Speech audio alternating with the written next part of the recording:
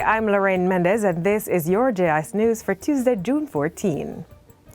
Prime Minister Andrew Holness is calling for increased partnerships among countries of the Western Hemisphere to stem the flow of small arms while improving security in the region. He says a significant number of countries are experiencing an increase in illegally trafficked weapons and small arms from within the region. This is increasing the capabilities of criminals and increasing violent crimes, particularly homicides.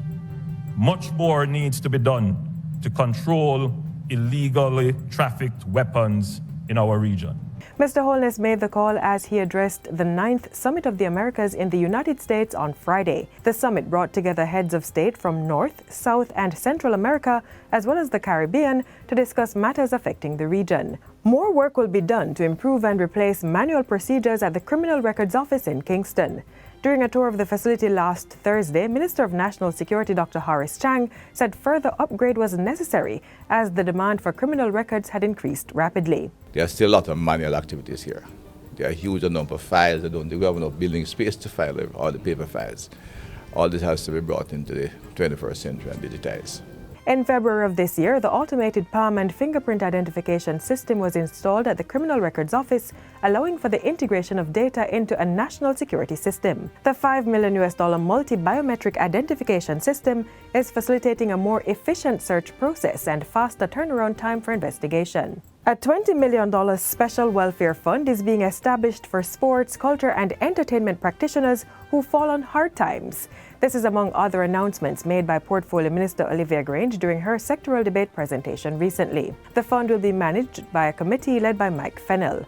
State Minister of Health and Wellness Juliet Cuthbert-Flynn will also sit on the committee. I am engaging in discussion with the Ministry of Social Security to get funds to top up the $20 million that I've identified to provide funds for these persons who have served Jamaica and who are now having difficulty just making ends meet. More details on the fund will be announced at a later date. Meanwhile, insurance coverage for athletes representing Jamaica at the national and international levels has increased. A 3-year contract valued at $38 million has been awarded for the provision of group life and health as well as for personal accident. Sport Minister Olivia Grange says consultation is now at $3,500 and prescription coverage is $32,000. Athletes are now able to access unlimited psychological, psychiatric services as well as dietitian, podiatrist, chiropractor, massage therapy, athletic therapy, and speech therapy. Other benefits under this contract include hearing aid services, renal dialysis, radiotherapy and chemotherapy, artificial limbs and other prosthetics, root canal, and permanent crown. And even support for miscarriage can be accessed. Additionally, athletes traveling overseas are also covered up to a maximum of $100,000. The Consumer Affairs Commission, CAC, has secured approximately $3.8 million in compensation on behalf of aggrieved consumers for the period April to June this year. During that period, the CAC resolved 124 cases of complaints from a total of 499. Chief Executive Officer Dulcie Allen says complaints to the agency include matters relating to the purchase of electrical appliances, motor vehicles, and furniture.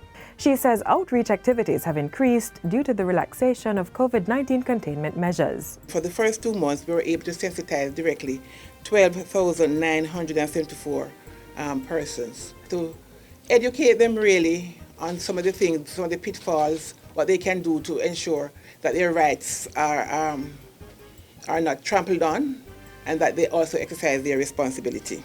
And finally, government is making lands accessible to female farmers between the ages of 17 and 35 for agribusiness projects. Agriculture State Minister Franklin Witter says this is among the ministry's interventions to strengthen, build capacity and increase participation in the Women and Youth in Agriculture program. As you know, the ministry has a goal that 20% of the beneficiaries of our programs must include women. Minister Witter was speaking at the annual Women in Agriculture conference recently. And that's it for JIS News today. I'm Lorraine Mendez. Thanks for watching.